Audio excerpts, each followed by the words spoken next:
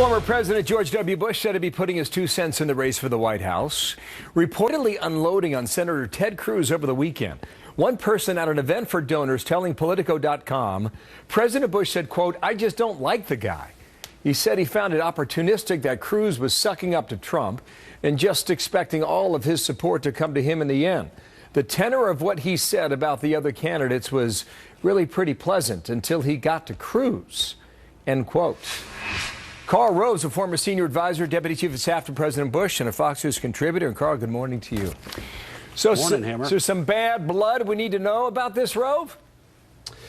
Well, first of all, this is, from one person at an event, and neither you or I were there. I do know that President Bush has expressed some, on a number of occasions, a little bit of astonishment as to the attacks that Ted made on him. For example, went out of his way to attack his appointment of John Roberts to the Supreme Court and his father's appointment of David Souter to the Supreme Court. And yet, at the time of the appointment of John Roberts, Ted Cruz was a personal friend of John Roberts, wrote a strongly positive piece about him, emphasizing his personal friendship and his knowledge, said that both John Roberts and the man who appointed him, George W. Bush, were strong, dependable conservatives, and yet then turned around and, for political purposes, attacked 43 and 41 for appointing, bad people to the Supreme Court, but didn't say a single word about Ronald Reagan appointing Justice Kennedy and Justice O'Connor, who on many occasions over the years disappointed conservatives. So he thought it was a little opportunistic and wondered why he was going out of his way to sort of pick it. And rather than making a principled case of, look, the presidents have appointed judges who've turned out to be wrong, I won't be that way.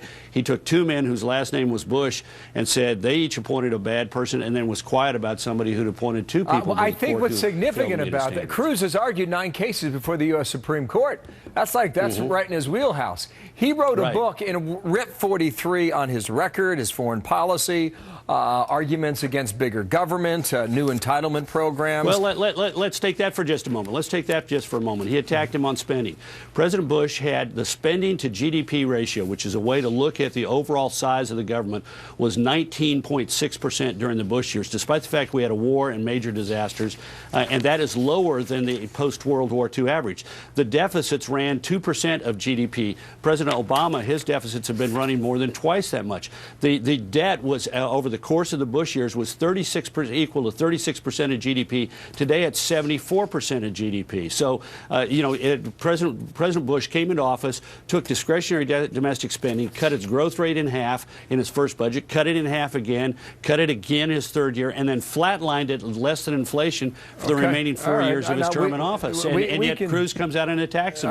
We can relitigate all that, but I really want, let's move it forward. By the way, Freddie Ford said he does not view Senator Cruz as Mr. Governor Bush's most serious rival. And this is what Cruz said. I know that for a fact. It's no that's true for a fact. He's told me who he thinks his biggest rival is, but I'm not saying who it is. Well, I'm not saying who it is. It's just not Ted Cruz. Is it Trump? I'm just not saying. I'm just saying that Freddie Ford is right. That's not the president's view. He's told me on a number of occasions. This is what Cruz said, just for the record. It's no surprise that President Bush is supporting his brother and attacking the candidates he believes pose a threat to his campaign.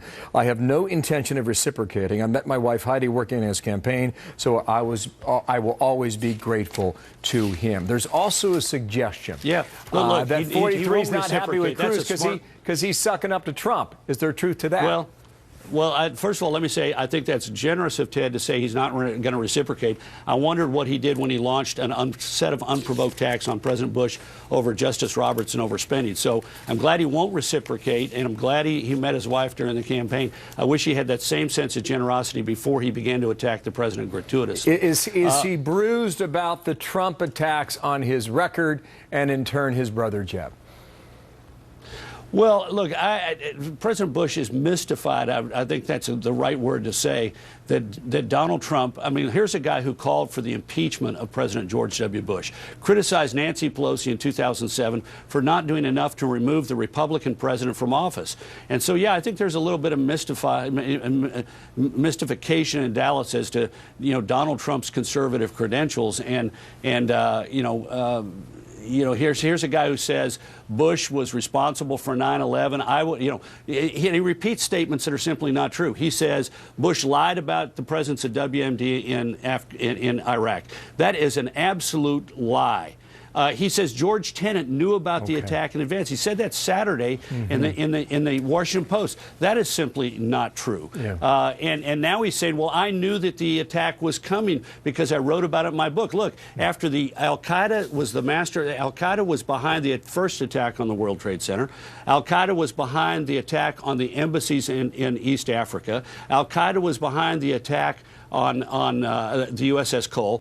Al-Qaeda was behind the attack on Black Hawk Down. They trained those fighters. We, of course, knew on day one of the Bush administration that Al-Qaeda was a threat to the United States. But again, as several congressional reviews have done and an outside commission, no actionable intelligence that told us they were coming on 9/11. It's a big, important topic. I didn't want to cut you off, but the computer's going to cut me off if I don't stop now. To be continued. Thank you, Carl Rove. Live there in Austin. You got it.